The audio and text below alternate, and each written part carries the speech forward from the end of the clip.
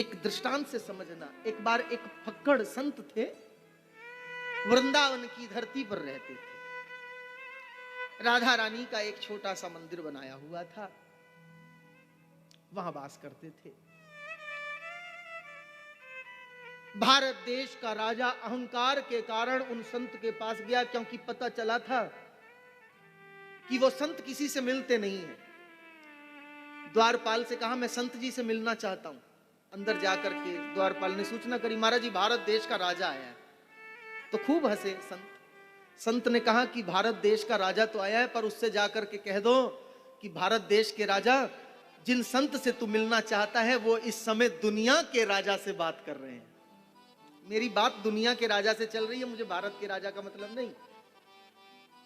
पर पुनः भारत के उस सम्राट ने फिर आग्रह करवाया तो कृपा करके बुला लिया, आ जा। अब ये बड़ा महंगा इत्र लेकर के गया, क्योंकि संत महापुरुषों को इत्र अच्छा लगता है, ठाकुर सेवा में इत्र का प्रयोग होता है। तो इत्र लेकर के गया, महाराज जी मैं आपके लिए बड़ा कीमती इत्र लाया हूं, साधारण व्यक्ति तो इसको खरीद भी नहीं सकता है, पर मैं राजा हूं ना, भारत वर्ष का राजा आपके लिए जो इत्र लाया किसी के पास नहीं, आप ग्रहण कीजिए। संत ने ले लिया और लेकर के अपने चेला से कहा कि चेला एक काम कर, इस इत्र की शीशी को तू बाहर आंगन में जाकर के डाल दे।